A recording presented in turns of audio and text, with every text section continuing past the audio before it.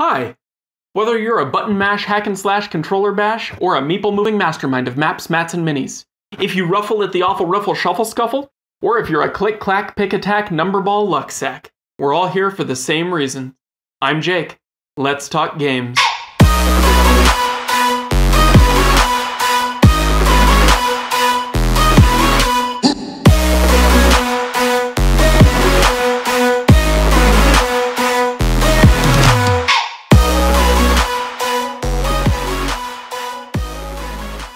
Let's talk Dungeons & Dragons. Now, D&D is a game that I actually have a hard time talking about and a hard time discussing in any great detail, and that's for one simple reason.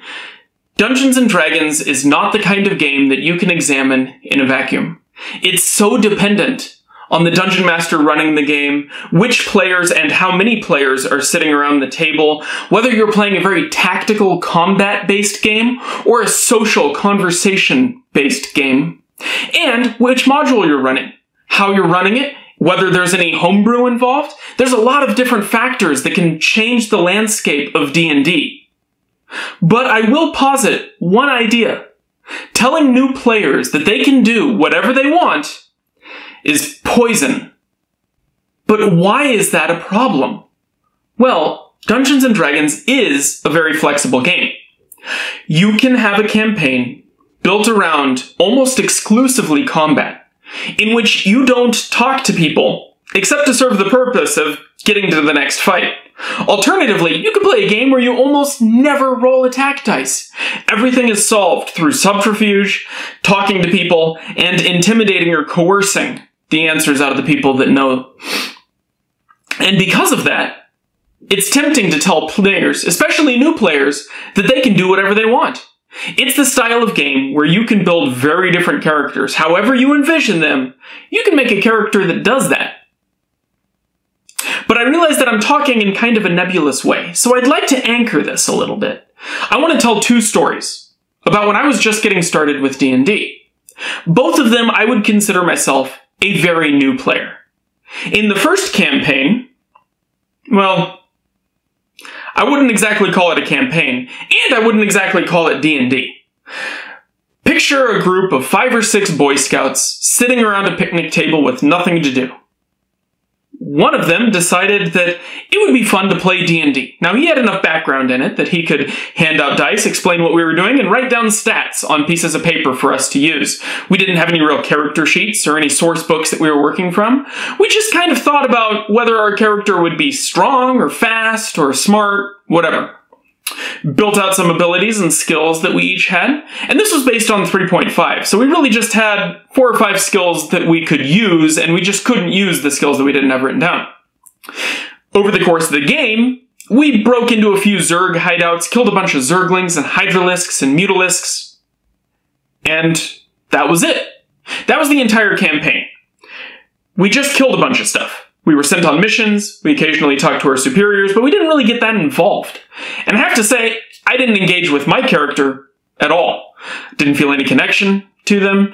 Didn't really have a desire to keep going with the storyline. It was a fun game to play. It was mostly tactical combat, and that was fine.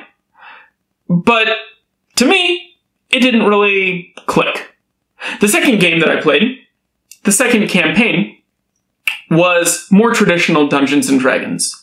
I don't exactly remember which character I made, but I think I did some research online, found some builds that people suggested as being interesting and dynamic, something that I could tailor as I played through the game.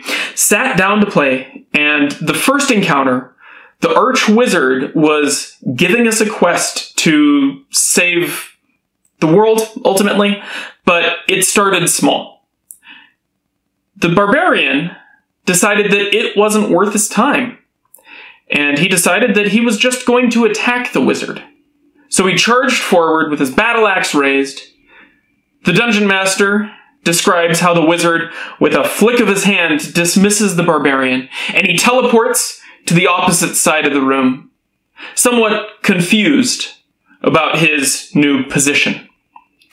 Well, the Barbarian, not to be deterred, decided that he was going to take this opportunity to pull his pants down and defecate on the wizard's desk. I didn't keep playing that campaign for very long. I think it kind of fell apart after 2 or 3 sessions. And a lot of that was due to that lack of guidance. You know, people always suggest that when somebody behaves that way in a game, you need to demonstrate consequences to the character. But that situation was player-driven. It wasn't the character that did those things. The player had the character do those things. And I think a lot of that was the player being told they can do whatever they want. Right? This is a game. So why do I tell those 2 stories? Well, I think they're good examples of 2 different versions of introducing somebody to the game. The first is very prescriptive. You are given very specific characters that you can use and a very short list of things that you can do, and are given a fairly linear narrative that you play through and use those skills and abilities to complete. Some people really enjoy that. I think that that's a good way to introduce people to Dungeons & Dragons that don't play many games, because it's already going to be a lot to handle, and giving them a small collection of things that they can choose from for each encounter is helpful. Alternatively, we had a story about a game that fell apart because the players took too much liberty with what they did, and I only gave one example, but over the course of the game, people were constantly doing ridiculous things. I remember myself at one point wandering off into the woods and insisting that I just kept pressing deeper into the woods alone, and the dungeon master was too nice not to just kill me outright. That's bad behavior at the table, and that's a player issue, not a character issue. So how do we rein that in without making it this linear, prescriptive storytelling? I think we have a few options. One of my favorite ways to introduce new people to the game is to give a number of different character sheets that are already fully fleshed out. The Dungeons & Dragons starter set does this, with a couple of very canonical roles in the Dungeons & Dragons universe. You have your cleric that is a priest that is built top to bottom with all of their spells already picked out, all of their skills, stats, backgrounds, traits, everything. And that can be really helpful. Some people like being introduced to their character already formed. They feel like they already know them and already have that connection. If you're sitting at a table of 4, I recommend that you have at least 8 handouts, twice as many as the people at the table. So that way people don't feel too pigeonholed once the other people have chosen. But it does allow you to look at a sheet, and the Dungeon Master can describe how you are an archer. You're built in the Ranger class, and I've crafted this elf character kind of after Legolas from Lord of the Rings. So that player already has a character in mind, and a personality that they're familiar with. Alternatively, you might get a character sheet, and the Dungeon Master says, your character is a wizard. Personality-wise, think Hermione Granger from Harry Potter. And it doesn't matter whether those characters are from the same universe, because you're playing in this Dungeons & Dragons world, but it gives them an anchor point. It tells them a good connection that they already have. So as they play, they can flesh that character out into a more complete personality. This is about giving a starting point.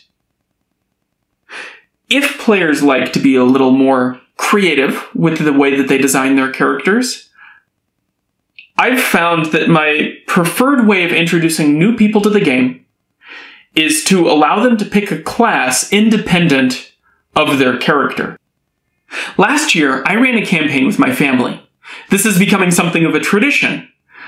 But it's nice because they only play once a year. So it's like introducing new players to the game every time. And this year, I decided to do something a little bit different. We built the campaign around Winnie the Pooh.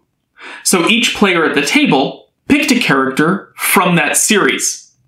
And then each of those characters had a couple of different roles built to suit them.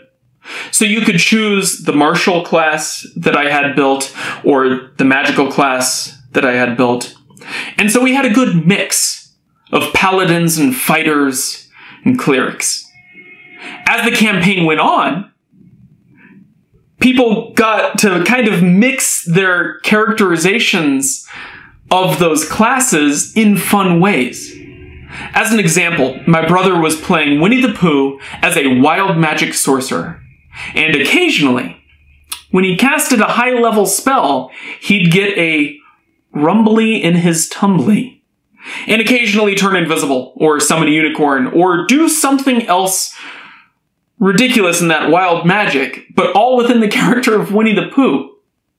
When he got hungry, weird things happened. Similarly, my dad was playing as Eeyore, and he was playing as an Oath of Vengeance paladin. And whenever he failed an attack, he would say, "Oh well, wouldn't have dealt much damage anyways." And occasionally, he went Nova. He ended the final boss fight, which I believe was a T-Rex, in one shot by critting with Smite and putting it down very quickly. And so those campaigns can be a lot of fun, because they kind of get to craft their characters as they play, using both pieces from the player handbook, as well as characters that they're already very familiar with. Finally, some new players come to the game, already being very well versed at gaming, and they just need a little bit of guidance. These players might ask the Dungeon Master, "How do I know what's good? Can I build a character in a wrong way? What are some pitfalls that I might find?" Right? They ask about the character creation process from a mechanical perspective. And sometimes all they need is just a core concept to build around. And that's where these come in. I have a couple decks of cards that just have some random character attributes. By shuffling up and giving them a few, it might spark something, might give them something to build around. But the best advice that you can give these players is to start simple. Right? Start with just the player handbook. Start with a cliché. And people don't like playing as clichés, but they're there for a reason. It's important to have that foundation, and by playing or building around a character that you're familiar with, you can create some excellent stories. I've found that some combination of these three methods can help introduce anybody to the game of D&D. Whether they are a seasoned veteran who's played many games before, or a brand new player that's never touched a dice. And whoever you have sitting at your table, I hope this might give you a few new ideas for welcoming more people into this game that we all really enjoy, so they can hit the ground running. I'm Jake. It's been really nice talking to you.